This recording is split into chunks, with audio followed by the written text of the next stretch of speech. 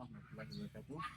Perkenalkan, nama saya Mahlan, guru mata pelajaran fikih di Universitas Islam Utara, sekaligus sebagai mahasiswa PTG Darjat B1 di Ketika UIN Siber Syekh Nurjati Cirebon dengan NIM 241121063. Pada hari ini saya akan melakukan uji praktek mengajar di kelas 2 dengan materi sholat berjamaah atau cara sholat berjamaah. Bagaimana posisinya? Mari kita saksikan. Terima kasih.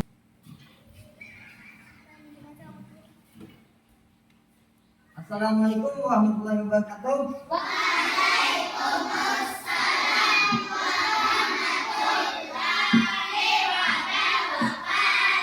Semangat pagi. Bagaimana kabarnya?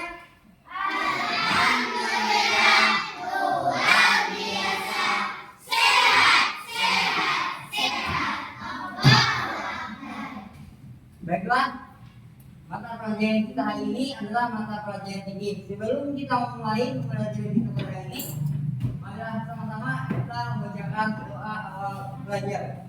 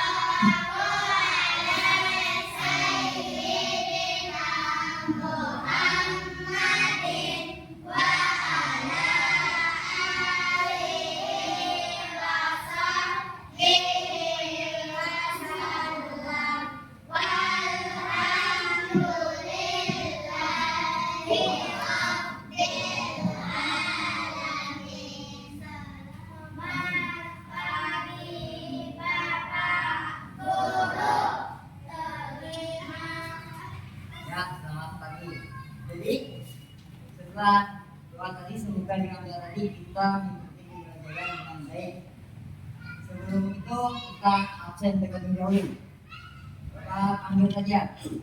Ahmad Rizky, Abdul Rahman, Ahmad Ansari, Ainun Majiyah, Agnes Rahmi, Mariam Suki, Fatimah, Jailani,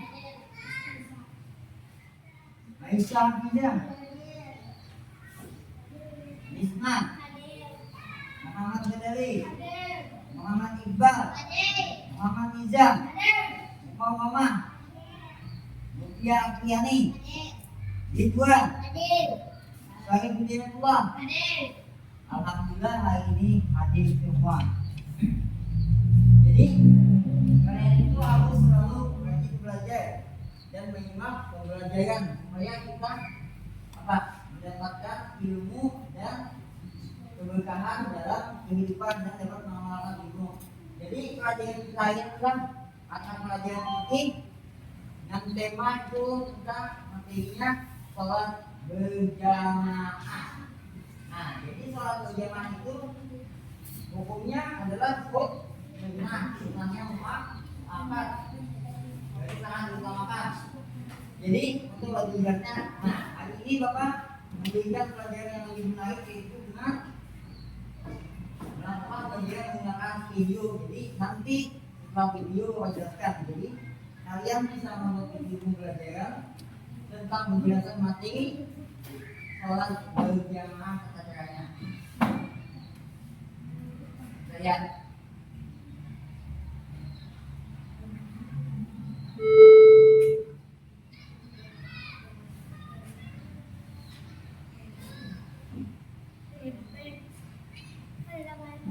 konsentrasi, perhatian.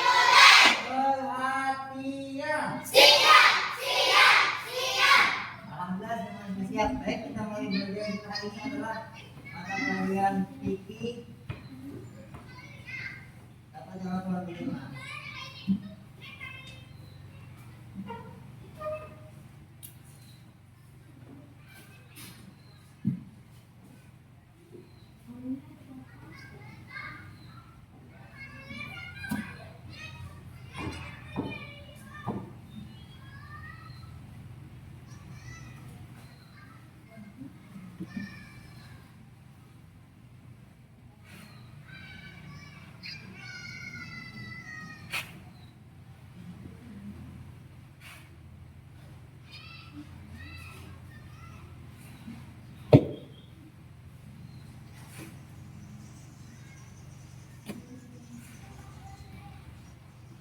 Yaitu judulnya adalah sholat berjamaah. Adapun submateri yang akan kita bahas adalah tata cara sholat berjamaah.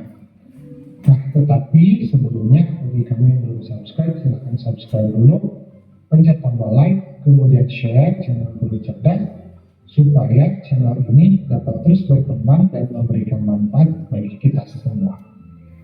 Oke, sekarang kita akan lanjutkan ya. Nah, di sini ada Siti ya. Apa ya yang dikatakan oleh Siti? Kata Siti, sholat berjamaah ini mampu meningkatkan peluang diterimanya ibadah sholat jika dibandingkan dengan sholat yang dilakukan secara sendiri. Nah, sholat berjamaah ini diberikan pahala yang berlipat ganda, yaitu orang yang mengerjakan sholat berjamaah mendapat pahala sebanyak 27 derajat. Nah, betul sekali ya kata Siti. Jadi dengan kita sholat berjamaah, maka pahala yang kita dapatkan dari sholat kita ini menjadi lebih melimpah ya, lebih banyak. Nah, itu memang lebih baik kita melakukan sholat itu secara berjamaah. Oke, sekarang kita akan lanjutkan. Nah, di sini kita akan belajar tentang posisi imam dan makmum. Nah, misalkan di sini ada imam. Apabila makmumnya hanya satu orang, atau yang mengikuti imamnya ya hanya satu orang, maka posisi makmumnya itu ada di pinggirnya. Nah, seperti ini, di pinggir sebelah kanan. Tetapi ada juga yang berpendapat untuk membedakan posisinya, maka makmum itu posisinya jadi di pinggir sebelah kanan tetapi agak ke belakang. Nah, boleh juga seperti ini. Kemudian apabila makmumnya perempuan, maka posisinya adalah di belakang imamnya. Nah, seperti ini posisinya.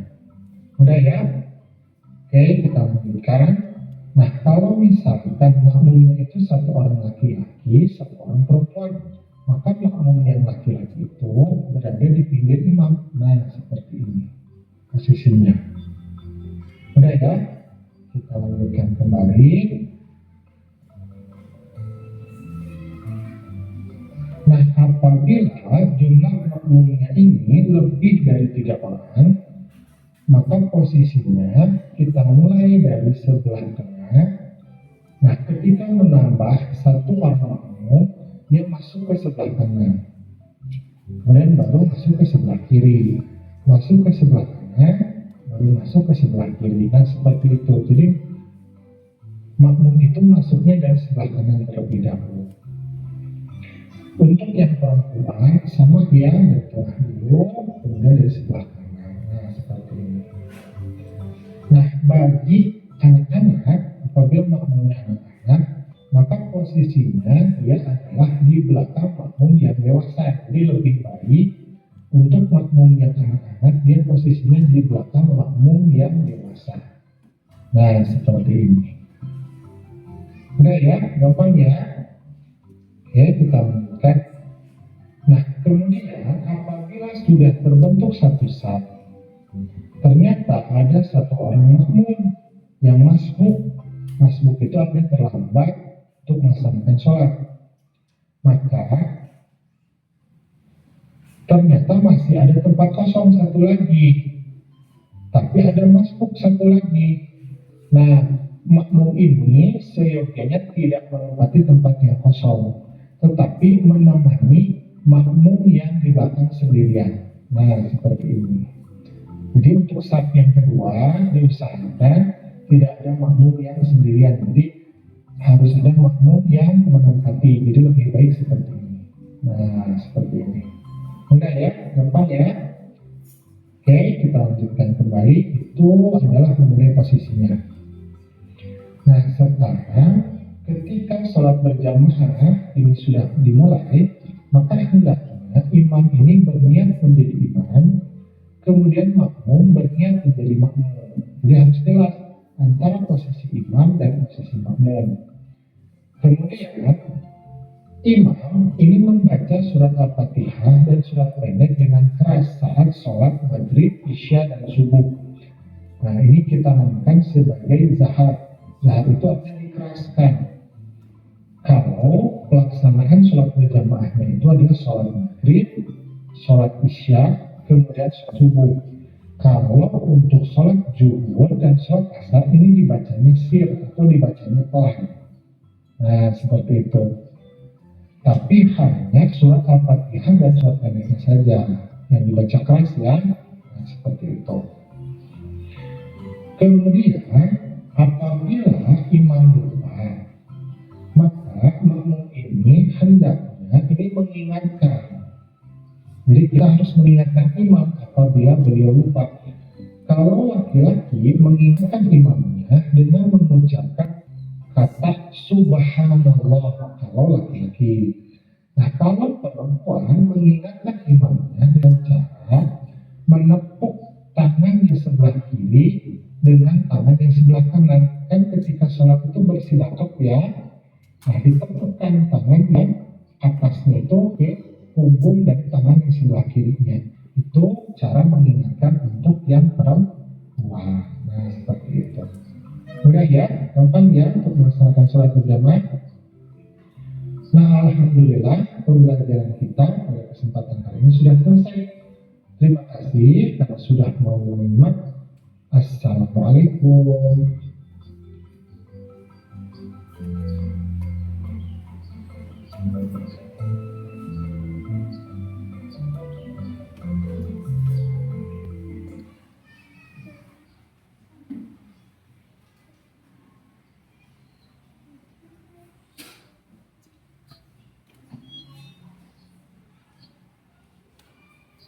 Nah, itu adalah pelajaran fikih. Nah, tadi kan yang menjelaskan adalah video bagian kita mau jelaskan sedikit.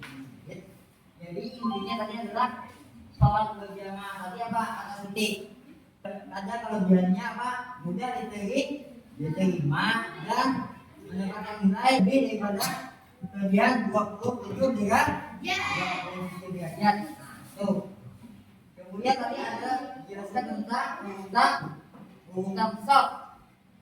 Sholat atau tata cara sholat berjamaah. Nah, jadi yang namanya sholat berjamaah itu ada imam, ada makmum. Jadi ada imam, ada makmum. Minimal satu imam, satu makmum. Tapi imam tidak boleh lebih daripada satu.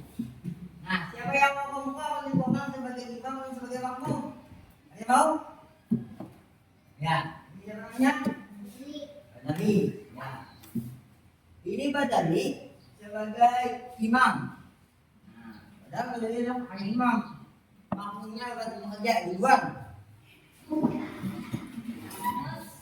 Oke, apa yang imam? Jadi apabila berdua, maka makmumnya di sebelah kanan. Kalau imamnya laki-laki, makmumnya laki-laki. Tapi kalau jumlah makmumnya lebih daripada satu, berbeda lagi fungsinya. Kan nyamping. Kan nyamping. Kalau makmumnya 2 orang, kalau kita satu lagi pinjam sini. Kalau makmumnya 2 orang, maka posisinya seperti ini. Nah, ya. Nah, seperti ini. Kalau makmumnya 2 orang. Kalau yang 3 orang bagaimana? Ya dari sini dulu. Nah, ini makmumnya 3 orang. Maka posisi hijab adalah tepat di belakang imamnya. Nah, seperti ini. Nah, kalau 3 orang. Kalau makmumnya 3 orang, imamnya laki-laki, makmumnya laki-laki. Nah, yang makmum baik depan, imam tetap depan. Tetapi apabila imamnya laki-laki, makmumnya satu orang perempuan, maka perempuan itu dengan mana posisinya? Posisinya tepat di belakang imam seperti ini, tidak di samping kanan ataupun tidak di samping kiri. Kemudian nanti apabila ada lagi tambahan makmum perempuan, maka tidak boleh barisannya dengan laki-laki, harus membuat barisan yang baru. Paham? Ya, nah, silakan duduk. Jadi itu untuk cara membayang sholat berjamaah antara imam dan makmum.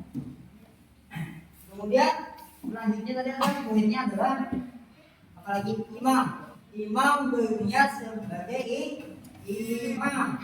Jadi ada imam itu harusnya karena imam ini, maka ia harus mengutamakan niatnya sebagai imam. Jadi harus ada niat. Kita contohkan sholat apa dulu? Sholat zuhur. Nah, ini sudah apa? Usolli awal zuhri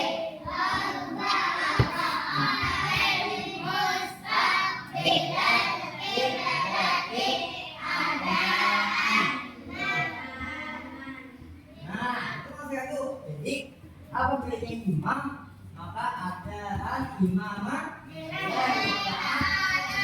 ulang lagi cepat sebagai imam kan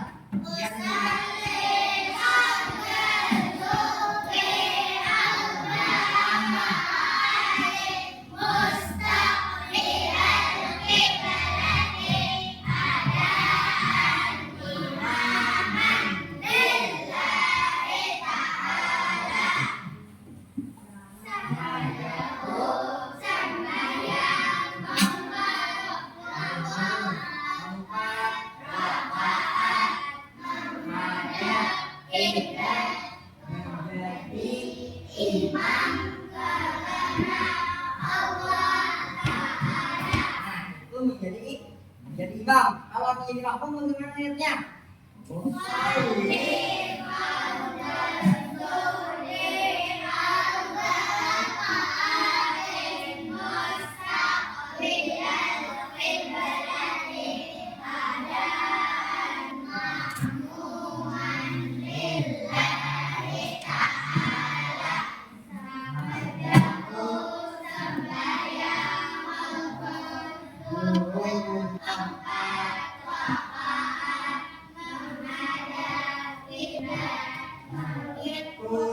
Tuh,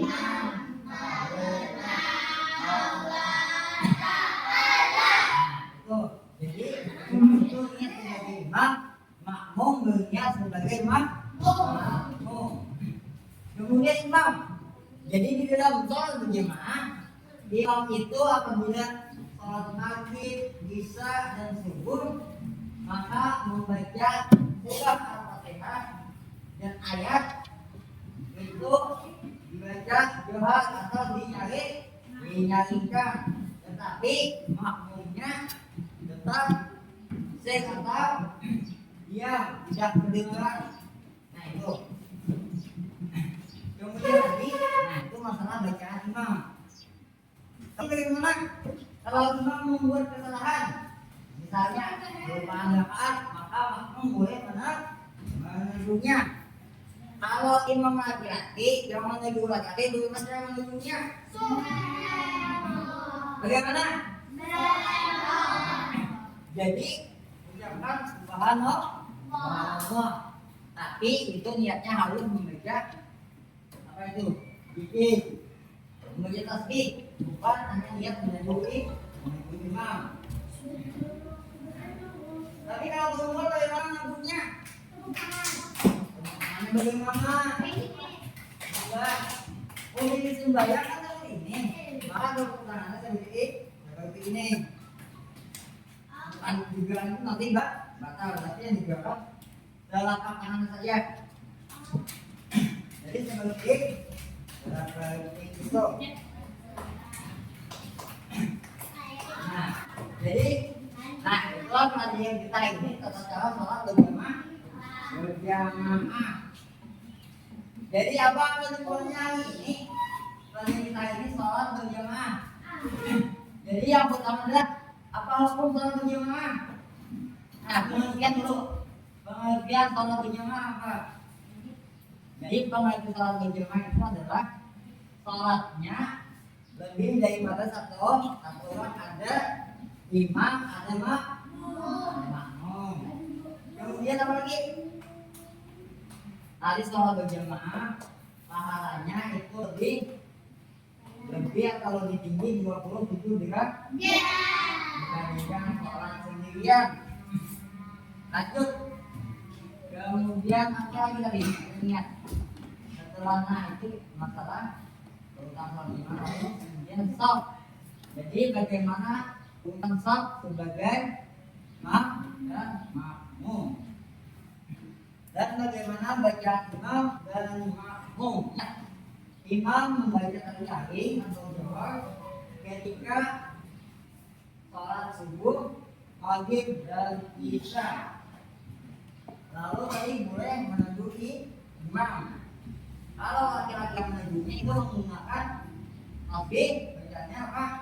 Subhanallah. Kemudian kalau perempuan yang cara mengusap tangan. Nah itulah.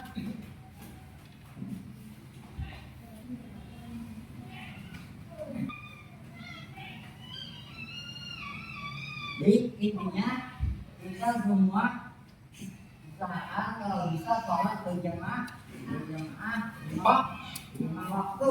Nah, itu. Jadi itulah pembelajaran materi kita pada hari ini. Setelah ini marilah kita membaca doa akhir belajar. Nah.